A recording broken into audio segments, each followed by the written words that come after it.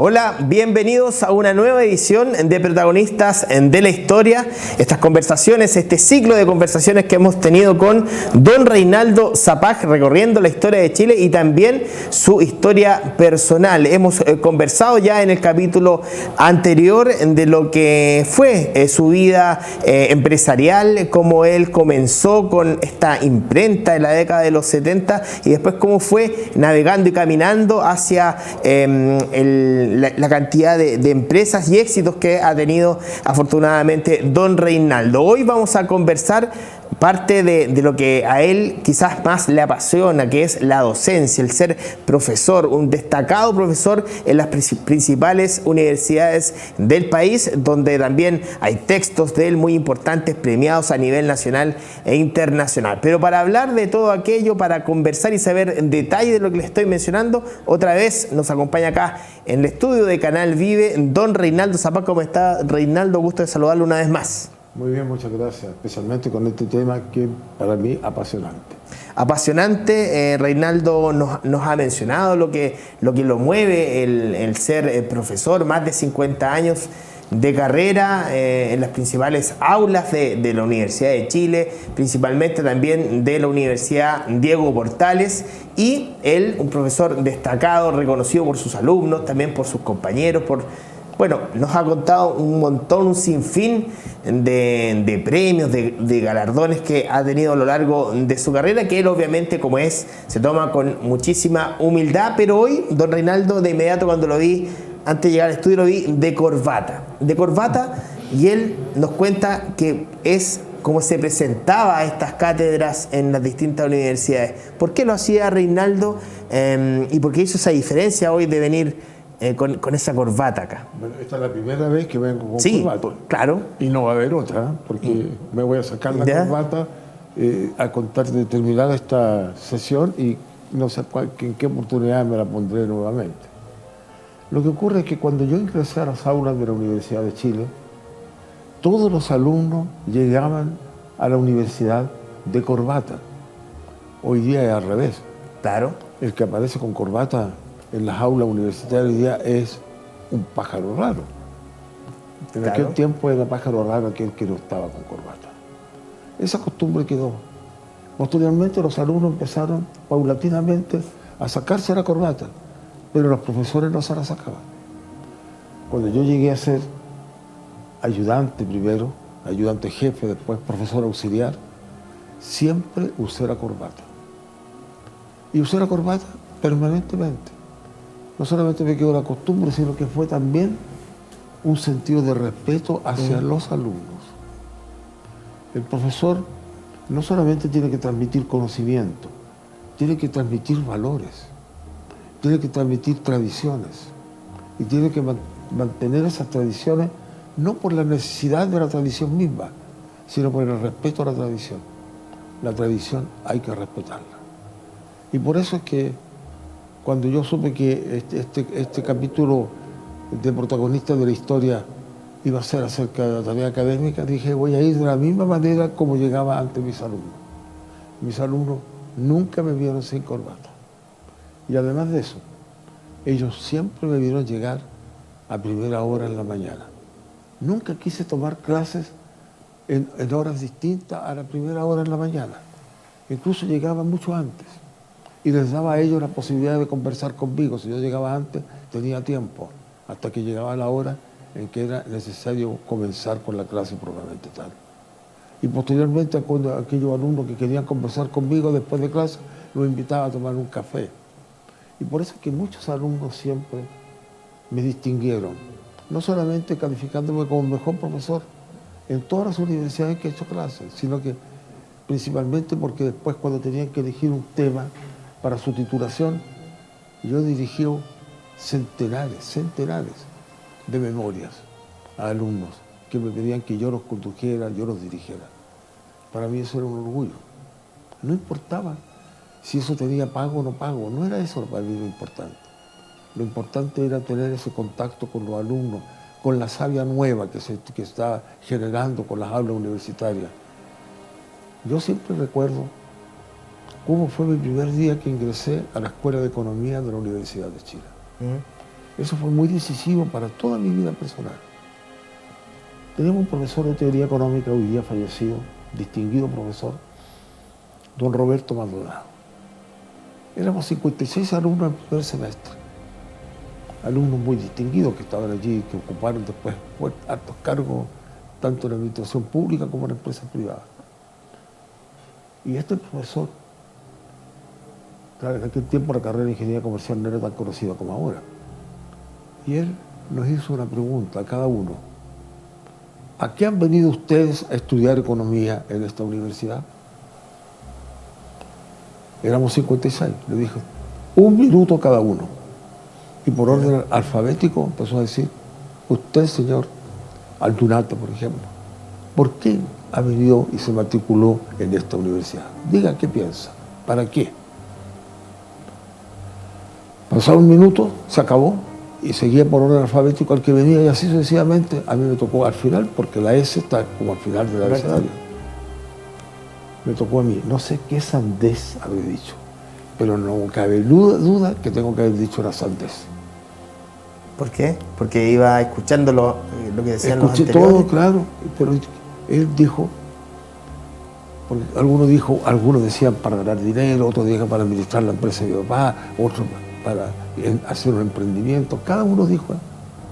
Y él después, calmadamente y pausadamente, se paró de su asiento y empezó a caminar frente a la pizarra y mirándonos nos dice, es que ninguno de ustedes me ha dicho para qué se viene a estudiar esta economía. Yo les voy a decir para qué vienen a estudiar economía. Vienen a estudiar a esta Escuela de Economía de la Universidad de Chile porque a ustedes les importa el ser humano. Y al que no le importa el ser humano, váyase de aquí. La economía representa al hombre. Y el hombre tiene necesidades. ¿Cuántas son las necesidades del ser humano? Son múltiples, son jerarquizables. Y entonces, ¿cómo satisfacemos esas necesidades? Necesidad de educación, necesidad de vestuario, necesidad de habitación, necesidad de educación, necesidad de recreación, necesidades. ¿Cómo las satisfacemos? Dios, él era muy creyente, Dios nos ha dado los recursos, nos dio la naturaleza, nos dio el agua, nos dio los árboles, nos dio toda la vida, nos regaló Dios. Y nuestra propia vida también es un regalo de Dios. Y decía a continuación, y con todos estos recursos, ¿qué hacemos los seres humanos?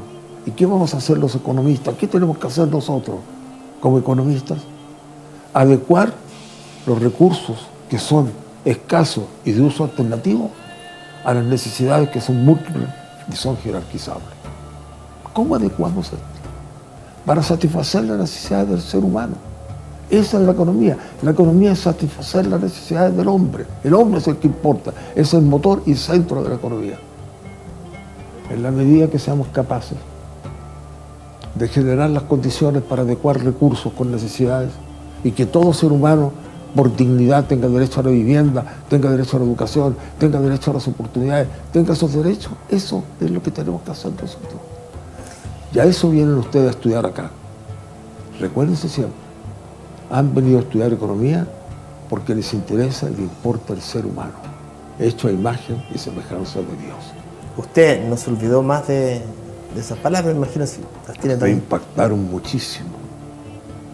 Porque uno pensaba que la economía era para hacer negocios, claro, ganar dinero. Y aquí que me dijeran, no, si la economía es para el hombre. Y eso entonces posteriormente, conversando con el propio cardenal Silva, que pensaba exactamente lo mismo, que el desarrollo económico, las grandes cifras del crecimiento del producto, pero ¿para qué esas cifras? Si esas cifras no vivimos con esas cifras. ¿Con qué vivimos nosotros? Con el vestuario, con la recreación, con la educación, con la vivienda, con todo lo que son nuestras necesidades de todos los días. ¿Cómo hacemos para que todos los hombres tengan derecho a eso? Don Reinaldo, ¿y este ejercicio usted lo hizo también después con sus alumnos? Siempre les decía esto. Ya. ¿A qué vienen ¿Un minuto cada uno?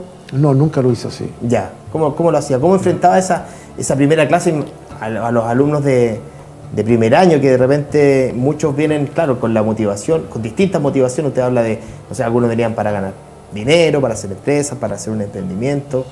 Otros medios perdidos también, porque muchos entran porque uno como que tiene siempre ingeniería, voy a ir por ese lado porque por ahí quizás hay una mejor rentabilidad, y muchos lo hacen por eso sin tener la vocación de hacerlo. Después se retiran y empiezan a hacer otra. ¿Cómo usted enfrentaba esa primera clase? Bueno, la primera clase yo les decía, porque el curso principal que yo he dictado es de preparación y elaboración de proyectos, que además acuñamos nosotros el título de esa cátedra que posteriormente se universalizó. Porque algunos lo llamaban de otra manera, después nosotros el libro que escribimos con mi hermano Nacir, vamos a hablar también lo llamamos de eso. Preparación y elaboración de proyectos. Y yo les decía, ¿y ustedes aquí vienen a esta cátedra de preparar y elaborar proyectos? ¿Para qué son los proyectos? Y de nuevo ahí yo tomaba el criterio de señalar lo que decía Roberto Maldonado. Los proyectos son para el hombre. Los proyectos tienen que ser exitosos. Queremos que los proyectos no fracasen, sino que sirvan a la humanidad, que sirvan al ser humano. Los proyectos son para los hombres, no son para ganar dinero. Por cierto que queremos ganar dinero, no son contrapuestos, pero se va a ganar dinero en la medida que el proyecto le sirva al ser humano.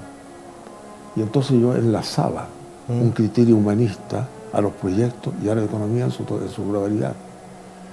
Perder el sentido humanista de la economía es perder realmente el sentido de una ciencia social, porque la economía no es una ciencia exacta, no es una ciencia literaria, es una ciencia social. Y al ser social, ¿por qué social? Porque es el hombre que está detrás de la economía, es el hombre que está detrás de los proyectos. Y a eso así enfrentaba a mis alumnos. Y ellos se quedaron con ese... Mira, yo creo y pienso realmente, hay muchos profesores que enseñan muy bien, pero no enseñan humanidad, no enseñan que el ser humano es el que está detrás de cada una de nuestras acciones. Si yo quisiera que estas reflexiones que yo he hecho como protagonista de la historia que ustedes están desarrollando, es para que entregarle un mensaje. Pero ese mensaje siempre va a ser un mensaje humanista, y en mi caso también cristiano. Yo creo de que todo el conocimiento humano tiene un destino, tiene un final, y ese final es el ser humano, la persona. El médico, ¿qué es lo que quiere? La sanidad, que las personas sean sanas, y si están enfermas, que puedan curar. ¿Qué es lo que quiere el ingeniero? Que los caminos, los puentes, los aeropuertos, que se quiere la tecnología, todo apunta a que no hay que perderlo de vista jamás. Toda la educación, toda la formación tecnológica, universitaria, de cualquier naturaleza, el hombre, el ser humano. Don Reinaldo, y dentro de estos más de 50 años dictando cátedras en distintas universidades, ¿cómo ha sido la evolución de los alumnos? Porque son personas de generaciones completamente distintas, los primeros que usted enfrentó en el año 65, hasta los que recibió y daba cátedra ahora hasta 2018, antes de la pandemia, donde se acabaron las clases en su momento por el COVID presenciales. ¿Cómo vio esa evolución de personas de distinta generación y cómo enfrentaban lo mismo que usted nos estaba mencionando y cómo lo hacía usted? Porque actualizándose, ¿cómo ve yo esa quiero parte? hacer una diferenciación. Yo después de esta clase magistral del profesor Maldonado, donde me indicó el camino, el rumbo, que a mí me impactaron muchísimo, me siguen impactando y me emocionan hasta hoy al repetir aproximadamente lo que él nos dijo en esa oportunidad.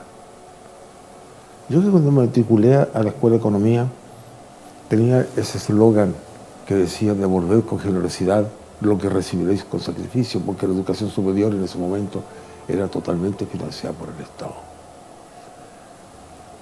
Yo decía, ¿cómo devolver? Porque yo sentí que el privilegio de haber tenido tantas oportunidades que mi padre no las tuvo, pero que él me las dio para que yo sí las tuviera, y el Estado también me las dio, y las tuve. ¿Qué hacer con esas oportunidades? Y entonces me dije, yo tengo que devolver.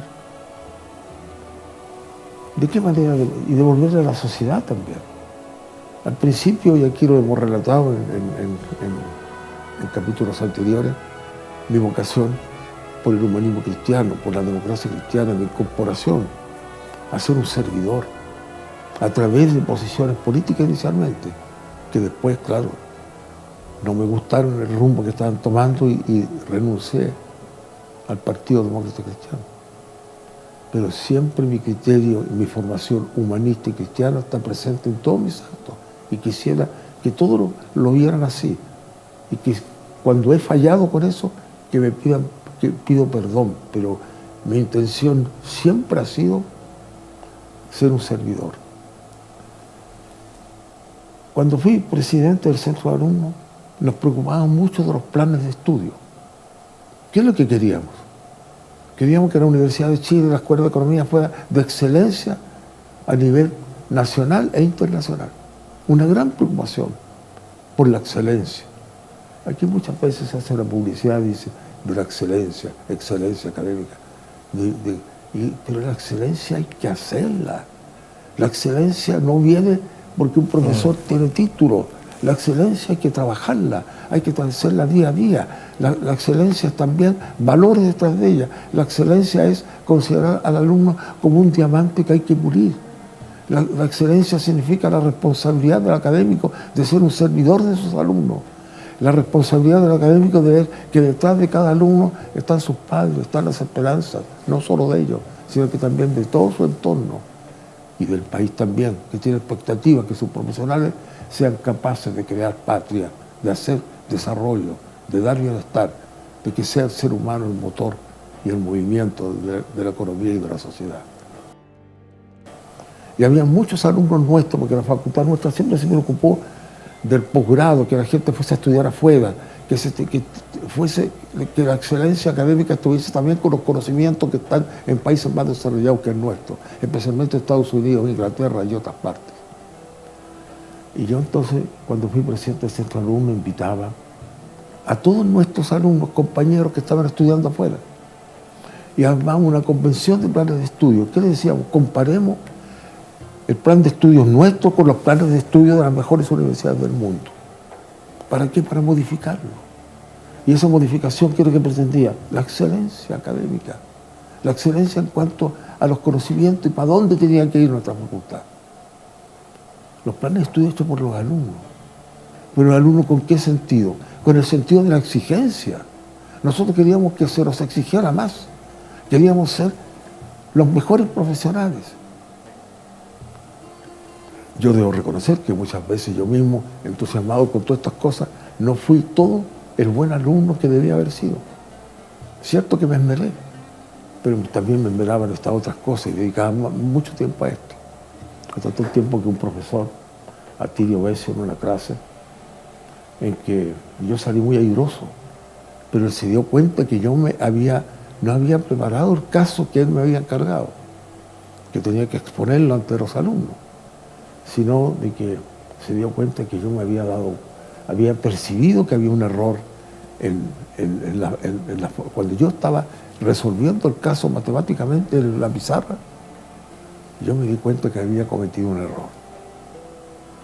Y entonces pues yo ya estaba lanzado y dije, no me conviene borrar aquí, si me equivoqué, voy a esperar. Esperé, porque después preguntaba, ¿ha cometido algún error el señor Zapag? Y se levantaron varias manos, no muchas, varias, que captaron el error. Y yo entonces le dije, muy bien, los que captaron el error están muy bien, que decir que han preparado bien las cosas, porque esto es el error, ¿verdad? Que eso querían decir ustedes. Sí, él quedó, pero sorprendido con mi reacción de aparecer. Entonces después viene, me dice el señor Zapag, se queda aquí. Él era Atilio Besio, italiano. Y me decía, mire, usted está tan dedicado al centro de alumnos, está tan dedicado a las responsabilidades no académicas, sino que sale del paso de la académica, pero su principal preocupación es el centro de alumnos, la actividad social, todas estas cosas, que está bien. Pero sus padres y el sacrificio de sus padres, un inmigrante, igual que el mío, ¿verdad? Sí, le digo yo. ¿Estará contento él de ver lo que se dedica tanto tiempo a esto otro y le está dedicando a los estudios menos tiempo? Piénsalo en él. Empieza a leer. Usted tiene capacidades, es muy inteligente. Lo que usted tiene que hacer es dedicarse a lo que vino aquí a la universidad y no tanto a ser un servidor de sus compañeros o de la propia escuela. Esa fue una gran enseñanza que yo recibí del profesor Recio.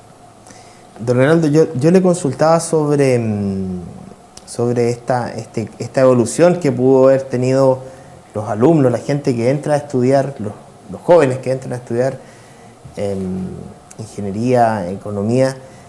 ¿Por qué? Porque lo llevo al tema de su corbata, porque en el fondo, décadas antes, el ir a la universidad era un acto muy solemne, usted mismo lo mencionaba, los alumnos iban con corbata, los profesores. Eso ha ido cambiando, se ha ido modificando, porque, claro, antes no todos, o muchos menos, personas jóvenes tenían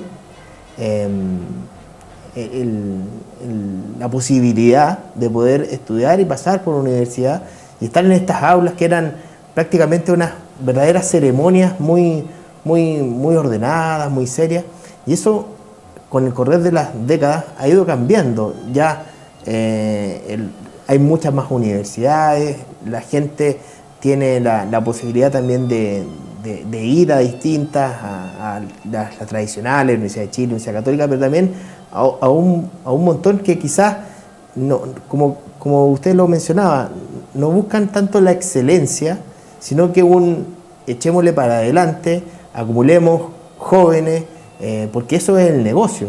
Y también los jóvenes, quizás, por eso le pregunto, que usted los conoce más, también salen con esa meta, o sea, estudiemos rápido y empecemos a trabajar, esto me va a lucrar, esto me va a servir. ¿Cómo vio usted ese cambio, si lo percibió, y también cómo lo fue masticando usted con el correr de las décadas? Bueno, ciertamente que uno percibe el cambio que ha ocurrido. Y si uno tiene que elegir qué universidad quisiera yo, a la cual yo me eduqué, o la universidad que estamos viendo hoy día, yo me quedo con la antigua. No porque cada tiempo fue mejor, porque eso no es cierto, claro, sino que porque van cambiando los valores, van cambiando los sentimientos, y el marco en que se mueve el entorno también va cambiando. Cuando hoy día hay una sociedad que busca más que nada la figuración, el lucro, y tener entonces carreras que generen dinero. E inmediato, además. Exactamente, eso va cambiando la mentalidad. Y además, porque los muchachos quieren cuanto antes independizarse y estar entonces con dinero propio.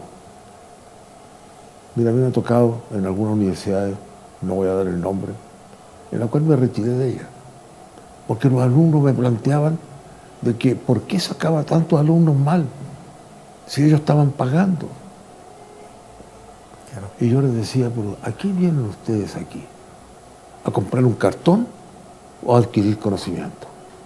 Ustedes vienen aquí a adquirir conocimiento y valores. Y es que esos conocimientos y valores, ¿no? Entre ellos el valor es que ustedes mismos tienen que preocuparse de ustedes mismos para saber más. Porque ustedes van a ser profesionales que van a salir a prestar su servicio a la sociedad. Y la sociedad espera de ustedes. Si ustedes no se preparan y se preocupan de tener un alto nivel de conocimiento, ¿cómo van a ser servidores de la comunidad? ¿Lo entendían? ¿Con qué cara lo miraban, lo escuchaban? No, muchos no entendían. Yo me retiré cuando veía que esa era una prédica que no tenía valor y que incluso muchas veces respaldada por la propia autoridad, porque decía, ¿cómo le vas a sacar mal a más de la mitad del curso? Eso se van a tener que retirar de la universidad, se nos acaban los ingresos futuros. O sea, el dinero, la excelencia se vendía. Eso es imposible, inaceptable. Yo no puedo estar en una universidad así. En la Facultad de Economía de la Universidad de Chile, que es la universidad con la cual mantuve mayor contacto durante tanto tiempo, las cosas no se daban así. Pero también había una evolución social en los alumnos que reclamaban por el sistema neoliberal que estaba generando de alguna manera comportamientos valóricos. Una de las cosas que más me dolió en mi facultad en el año del el año 2019 es que en el hall central de la Facultad de Economía de la Universidad de Chile había un gran letrero que decía: en esta escuela se enseña desigualdad. Cuando precisamente lo que uno quería era la igualdad. Claro. Pero la igualdad en términos de oportunidades, porque cada uno es distinto a otro. No podemos pretender de que todos los jóvenes van a ser iguales, que si todos los jóvenes estudian ingeniería comercial en la Universidad de Chile van a ser iguales. Es que no son iguales. Hay comportamientos. Cada uno tiene un gen, tiene una historia y tiene comportamientos que nacen de la familia y que nacen de su propia manera de ver la vida. Si todos entendieran que la manera de ver la vida y de ver la profesión es lo que decía el profesor Maldonado, el hombre es el que importa. Miren al hombre, miren al ser humano. Para esto viene usted a estudiar, para ser un servidor del otro. Si todos entendiéramos las cosas así, que somos servidores, y no servidores del poder o servidores del dinero, y la ansia y la ambición de pretender ganar dinero al más corto tiempo posible. Eso destruye la humanidad. Bueno, todo lo que usted me menciona también, Reinaldo, tiene que ver mucho con lo que hemos conversado en capítulos anteriores, como fue el tema de la política también, que también fue perdiéndose los valores principales del servir. Era no servir, sino que servirme de la política. Así es, que también se busca el dinero, el lucro, en lo que yo puedo ganar por si consigo este cargo, si me voy acá, me voy acomodando. Usted también me lo menciona que las metas de las universidades también son estas del dinero y también los alumnos que usted fue conociendo y que fue viendo la evolución que tenían las distintas generaciones. Pese a todo eso, Reinaldo, porque me imagino que muchos de estos mensajes que usted le entregaba a los alumnos, muchos no le daban importancia, otros quizás decía, será este caballero, no voy a tomar sus palabras, pero otros también sí las recibían de buena forma y muchos, porque cuando uno es más joven también no le da valor a lo que le están diciendo, sino que después con los años. Así es. Así es. El reconocimiento que usted ha tenido de sus alumnos, ¿cuál ha sido en las distintas épocas? ¿Cómo ha sentido el cariño y el agradecimiento hacia su persona? Mira, yo tengo centenares de cartas que me han escrito mis alumnos, que las guardo como un tesoro, porque las cosas que dicen uno se da cuenta de que no ha sembrado en vano, porque lo que ellos relatan en esas cartas, que te las podría mostrar, tengo múltiples, me llenan el alma, porque me he dado cuenta de que no es solamente el transmitir los conocimientos, sino que transmitir comportamientos. Y eso ellos te lo agradecen enormemente. Mira, yo he sido calificado el mejor profesor de todas las universidades donde he estado, de todas, sin excepción. De la Universidad de Federico Santa María, miras tú las cosas que me dicen los alumnos de posgrado. ¿Para qué existe la Universidad de Chile? Todos los años, ¿cuántos premios he recibido? Y eso me indica una cosa. Cuando el profesor ama lo que hace, y entre ellos ama a sus alumnos, y quiere lo mejor para ellos, y se dan cuenta ellos mismos de que la docencia, el estar en un aula, lo que me importan son ellos, sus conocimientos y sus valores, me importan sus familias, me importan lo que ellos van a hacer y lo que van a actuar posteriormente, y que se dan cuenta que yo los quiero. Bueno, y ese cariño se expresa también en un texto que usted redactó, publicaron en una oportunidad. Vamos a ir repasándolo en pantalla también, pero me gustaría que me contara qué lo motivó a estas palabras y qué hay plasmado ahí. Bueno, mi hermano Nasir es muy importante en todo esto, porque mi hermano Nasir siguió los pasos también de la Escuela de Economía de la Universidad de Chile, y él entonces empezó a investigar proyectos. Él tuvo como profesor a Ernesto Fontaine, que Ernesto Fontaine de la Católica escribió un libro, Evaluación Social de Proyectos, que eran los proyectos públicos. Pero con mi hermano Nasir, conversando acerca también de la empresa consultora y los proyectos que yo estaba desarrollando, vimos la necesidad de analizar también los proyectos desde el punto de vista privado. Y los proyectos desde el punto de vista privado significa que los proyectos tienen que ser rentables. Pero rentables no solo por ganar dinero, sino que son rentables porque satisfacen las necesidades de la persona humana. Y eso es importante. Los capitales no se pueden perder, los proyectos no pueden fracasar. Los proyectos tienen que ser rentables, porque si son rentables quiere decir que están satisfaciendo las necesidades de la persona. Y entonces se nos ocurrió, haciendo ya el curso, que él lo hacía, y yo también empecé a hacerlo, hacíamos en conjunto un momento después, fueron tantos los alumnos que cada uno tuvo su curso y teníamos la gran cantidad de alumnos que se matriculaban en nuestros cursos. Y el libro empezamos a escribir el libro, nos demoramos muchos años. No era fácil escribir un libro con nuestras clases, con mi consultoría, con mi empresa, con todo lo que tenía que hacer. Decidimos todos los sábados y domingos en el escritorio de mi casa nos encerrábamos a redactar, a intercambiar opiniones y a escribir. ¿Cuántas horas le quitamos a las familias por escribir el libro? El libro después lo presentamos en el Colegio de Ingenieros. Ocurre de que teníamos problemas el día de la presentación del libro, en que estábamos en plena dictadura, a pesar que algunas personas escribieron cosas muy hermosas acerca del libro, personas que estaban ocupando cargos importantes en la universidad, pero no quisimos hacerlo en la Universidad de Chile, a pesar que tenían el membrete de la Universidad de Chile. Porque eso también, yo invité al cardenal Silva Enrique, que podía ser también motivo, en ese instante era muy cuestionado por su defensa de los derechos humanos. Él asistió al Colegio de Ingenieros. Él me dijo, en el Colegio de Ingenieros sí, pero en la universidad intervenida le costaba aceptarlo. Y a nosotros también. Por lo tanto, la presentación del libro se hizo en el Colegio de Ingenieros con un gran éxito. Invitamos a todos los profesores que tenían cátedras de finanzas, de proyectos, en el resto de las universidades que eran todas en ese momento estatales. Y el libro empezó a tener un éxito notable. Después llegó la McGraw-Hill, una editorial, una de las más importantes del mundo, con sede en Nueva York, y nos dijeron si podíamos vender los derechos.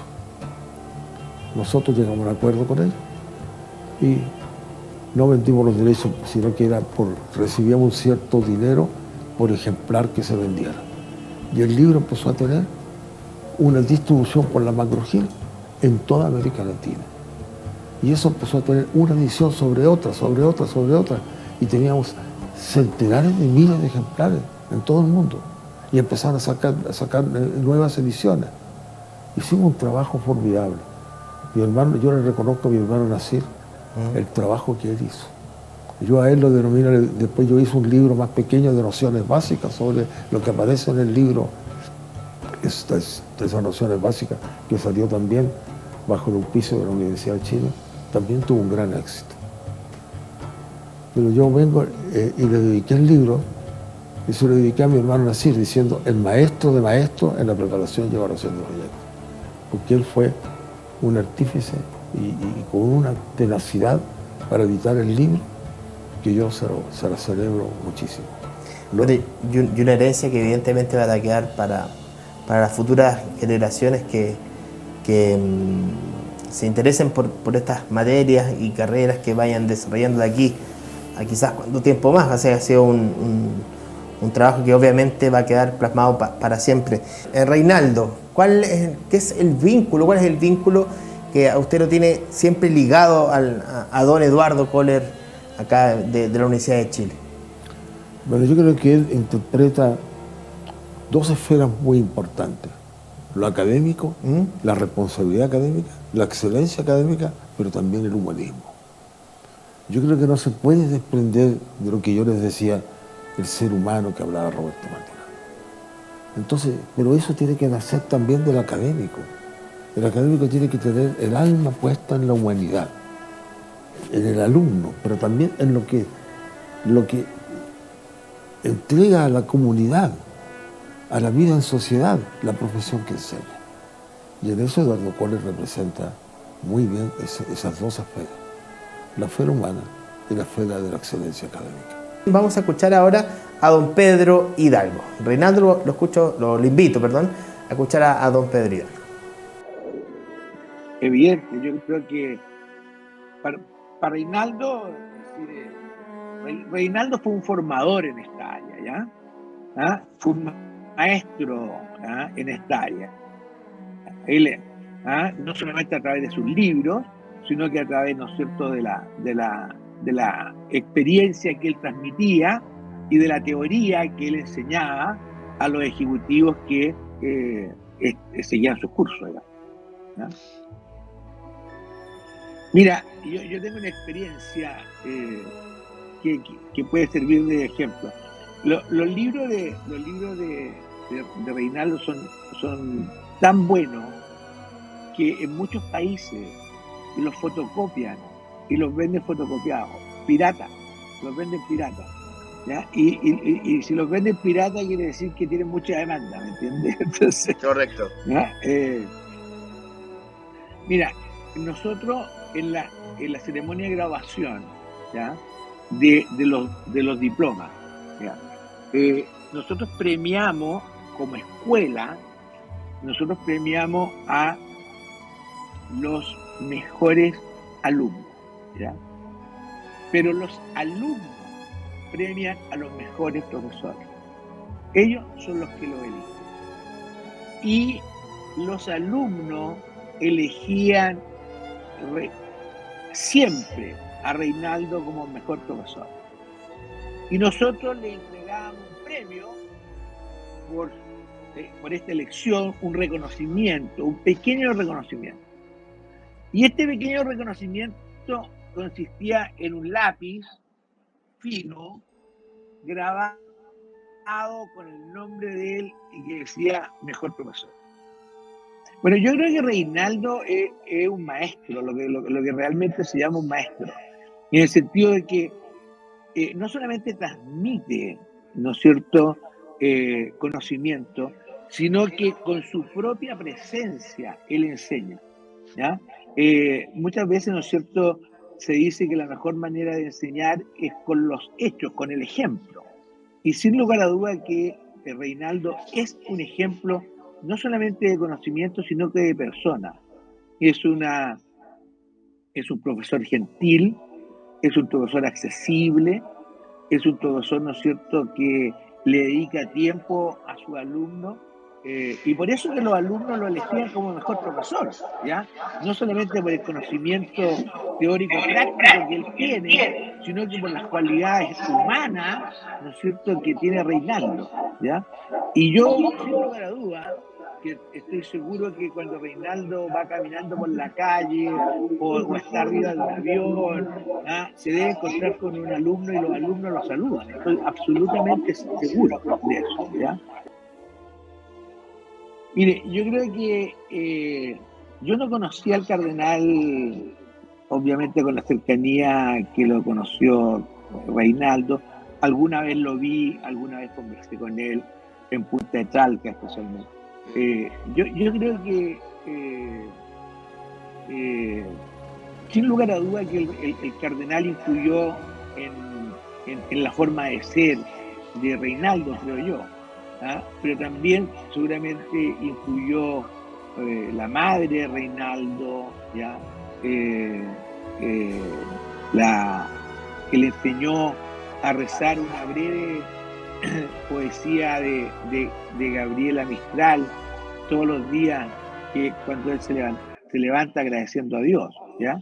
Así que Reinaldo, yo creo que es un hombre muy creyente también, y eso lo llevó a tener una gran cercanía con el cardenal.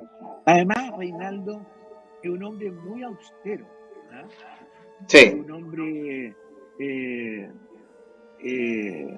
que nunca es muy gentil, es muy caballeroso, nunca luce, por decir así,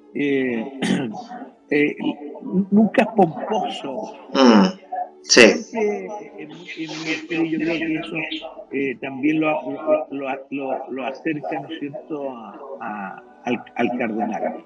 Y yo creo que el cardenal es su ángel de la guarda, ¿sabes? Estoy convencido de eso. Reinaldo estuvo enfermo el año pasado, yo diría que bien enfermo, y se recuperó, yo diría casi milagrosamente.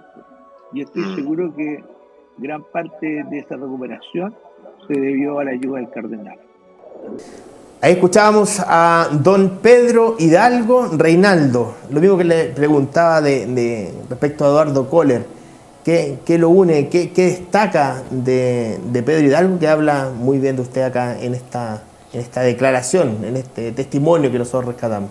Bueno, Pedro Hidalgo, un gran académico y que ha ocupado el cargo de director del Departamento de Administración de la Facultad de Economía y Negocios durante mucho tiempo, muchos años. Yo diría que buena parte del tiempo que a mí me tocó ser académico fue cuando él estaba de director del departamento. Él siempre teníamos conversaciones muy cordiales porque él mismo advirtió todo el empeño que yo ponía en mis clases para ser realmente una excelencia académica. Él se preocupó mucho por la facultad. Hasta el día de hoy él sueña con la facultad de engrandecer la facultad. Él ha hecho grandes construcciones y grandes aportes. Se preocupó de la extensión. Yo fui durante muchos años dado cursos de extensión a las empresas a través de un negocio que se llamó, y en la cual siempre se hacían ceremonias anuales en la cual se titulaban las personas, y tantas veces que a él le correspondió entregarme el premio al mejor profesor o mejor director académico. Él incluso una oportunidad que me entregaba, me dice, oye, ¿cuántos de estos? Me dijo así, cuchicheando cuando me estaba entregando el premio, me dice al oído sin que se escuchara, oye, ¿cuántos lápices de estos lápices cross muy finos, cuántos de estos ya te he dado? Yo le dije, me faltan 2. ¿Cómo que te faltan 2 si ya te he dado como... Claro, me has dado 6, le dije yo. ¿Y por qué me dice que te faltan 2? Porque tengo 8 nietos. Ah, claro. ¿Y qué le dijo ahí en ese momento? Se rió a carcajada y le hizo una seña a mi mujer que está en primera fila allí en el salón de honor de la facultad. Y todas estas distinciones, don Reinaldo, usted, bueno, obviamente que le da mucho valor, pero las tiene en su casa, las exhibe, ¿cómo se los toma usted también? Porque de pronto, claro, cuando uno de repente uno se puede sentir sobreelogiado, porque usted es bastante sencillo, bastante, no es de esas personas del ego, que les llenan el ego, cualquier condecoración. ¿Usted cómo las toma, estos premios? Bueno, los recibo porque obviamente de que me siento grato cuando me entregan el premio al mejor profesor, mejor director académico, cuando veo las encuestas que hacen los alumnos de mis clases, me llenan de satisfacción. Y me llenan de satisfacción para decirme a mí mismo, tengo que seguir esta senda, entregar valores y entregar comportamiento. Llegar siempre temprano, siempre abierto al alumno, nunca negarme a hablar con él. Eso motiva mi vida académica. Entonces recibo muchos premios por eso. Si uno dice, a ver, ¿cómo puede diferenciar todo lo que usted recibe de eso? En primer lugar, las cartas que me envían los alumnos. Son cartas maravillosas. En segundo lugar, el resultado de las encuestas.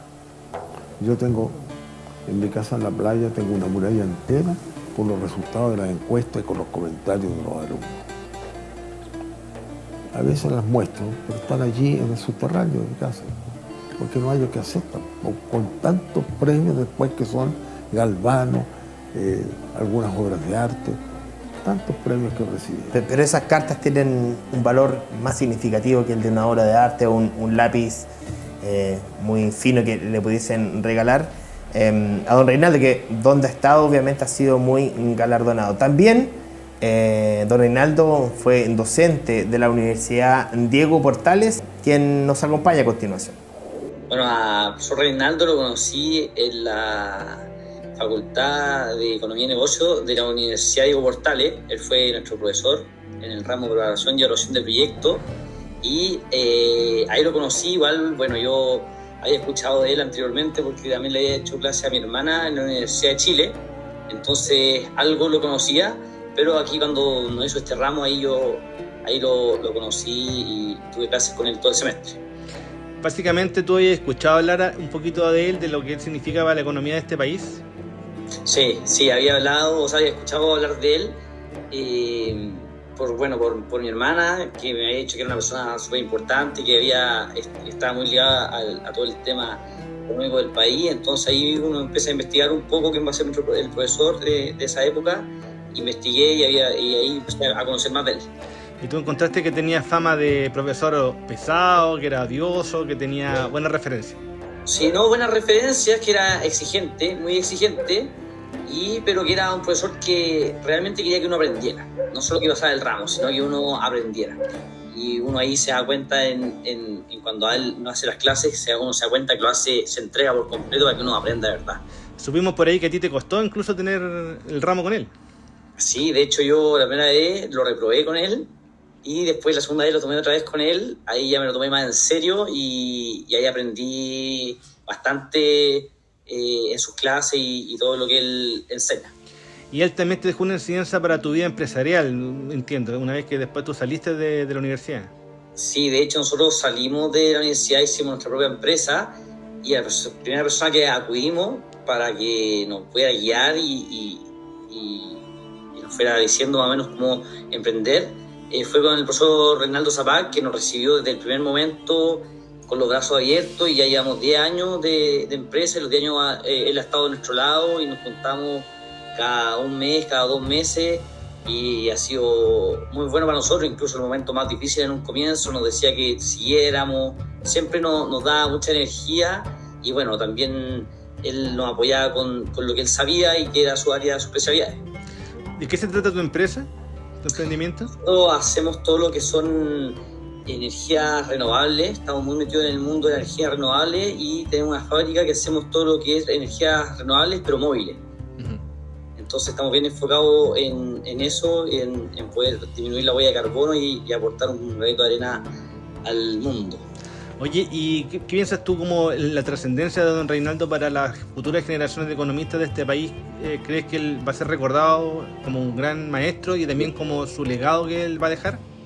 Sí, yo creo que, claramente ha dejado un gran legado. De partida, el libro que uno estudia en la universidad es el libro de preparación y evaluación de proyectos, que lo hizo él. Y ese curso lo ha impartido en otras partes de Sudamérica, y es la base que uno tiene en la universidad de este tipo de este ramo, y claramente es un legado que va a perdurar muchos años. Ahí estaba la declaración, el testimonio que nos entregan, que han tenido una figuración bastante importante en los últimos años. Tu paso por la Universidad de Diego Portales y lo que nos contaba ahí un poco, la relación que tiene usted con él. A ver, mi vinculación con la Universidad de Diego Portales nace porque cuando se crean las universidades privadas tenían necesariamente que tener algunos años de tuición sobre una universidad ya constituida. Y ahí hubo un convenio entre la Diego Portales con la Universidad de Chile. Y como yo era profesor de la Universidad de Chile, me tocó esa tarea de coordinación. Pero posteriormente me ofrecieron la posibilidad de hacer la cátedra en la Diego Portales. Y yo acepté hacerla. Y allí conocí primero a Manuel Mon, posteriormente a Francisco Javier Cuadra. Y ahí ocurrió un problema con Francisco Javier Cuadra, que estaba siendo rector, que culminó con necesariamente su salida de la universidad, y ahí entonces se designó de rector a Carlos Peña. Carlos Peña lo empezamos a conocer porque allí se formó un nuevo estatuto de la universidad, y allí entonces se dio participación a los profesores full-time y a los profesores part-time, que eran más de 1000. Y entonces se dijo que tenía que haber un representante en el consejo de los profesores part-time, 1, y de los profesores full-time, 2. Y ahí se presentaron candidatos. Algunas facultades, especialmente la misma Facultad de Economía de la Diego Portales, me preguntó si yo estaría disponible para ser candidato. Yo dije que sí y salí elegido con la más alta mayoría. Y eso me significó estar un año, pero después se prolongó por 2 años más y otros 2 años más. Tuve 5 años. En esos 5 años me relacioné con Carlos Peña, que inteligentemente es un hombre muy inteligente, muy culto además. Pero él tenía las cosas claras a dónde dirigir esa universidad. Y la hizo muy bien. Eso significó en un momento determinado que, terminando ya mi último periodo, al terminar el 5º año, ya no podía postular a uno por el propio estatuto. Y allí entonces Carlos Peña decidió hacer un almuerzo de despedida y un homenaje a los que se iban, los profesores full time y yo en profesores part time. Y ahí me entregó un premio que yo lo tengo guardado, eso sí, como un tesoro, pero está también en ese lugar donde están todos mis premios, que los tengo en un closet de mi casa, de uno de los dormitorios que eran de mis hijos que hoy día no se ocupan. Y eso yo llamo, es como una bodeguita de red, pero está repleta le llamo la ecoteca, porque claro, está todo, algunos ni siquiera lo he abierto. ¿Y esta distinción que le entregan ahí en la Universidad de Cuarteles, qué tiene de particular, si nos puede contar? Es que es el busto de Diego Portal, Ya, perfecto. hecho en bronce, muy pesado, debe pesar de unos 7 kilos, pesadísimo, muy bien hecho, un gran artista el que lo hizo. Y era entonces, que es la distinción más importante que otorga la Universidad Diego Portal. Y yo me sentí muy honrado cuando Carlos Peña en ese almuerzo me entrega esa distinción por los servicios prestados a la Universidad Diego Portal. Dentro de estas distinciones diversas que usted nos relata, bueno, al comienzo de este capítulo conversamos de este premio de ASEXMA, que tiene una particularidad cuando usted me contó de que en el fondo fue entregado por una exportación intelectual. Si nos puede contar algo de esa distinción tan importante. Lo que pasa es que Roberto Fantuzzi, que ha sido un motor de ASEXMA durante tantos años, siempre organiza una cena anual que se hacía en Casa Piedra. Y entonces un día me dice de que, a sabiendas que el libro ha tenido todo este éxito y conociendo el ranking de ventas que entregó la McGraw-Hill, la editorial de Nueva York, de que era el libro de más alta venta en habla hispana de todos los libros. Hablamos de preparación y evaluación de proyectos. Preparación y evaluación de proyectos. Entonces él decide entregar el premio a una exportación, ASEXMA de la Asociación de Exportadores Manufactureros. Eso significa ASEXMA. Pero esta es una exportación que la McGraw-Hill certificaba de que era el número 1 de ventas en habla hispana de un libro de la McGraw-Hill. Entonces él decía, pero esto hay que destacarlo. Esto es muy importante para el país. El hecho de una exportación no tradicional ya no es una exportación manufacturera, es una exportación de intelecto, una exportación intelectual. Y así me entrega el premio, que yo lo tengo también guardado como un gran tesoro.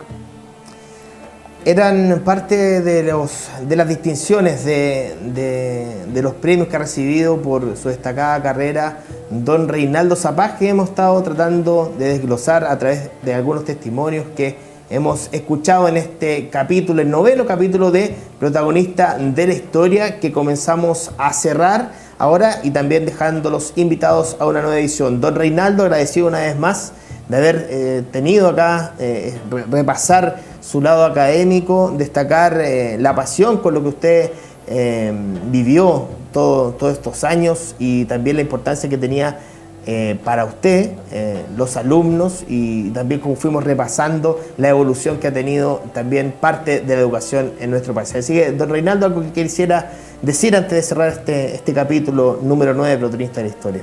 Bueno, todos estos capítulos para mí tienen mucho sentido, me llenan el alma. Entonces, esto que han hecho ustedes de hacer recorrer mi vida, llego a la conclusión de que no ha sido en vano el camino recorrido. Así que muchas gracias a ustedes.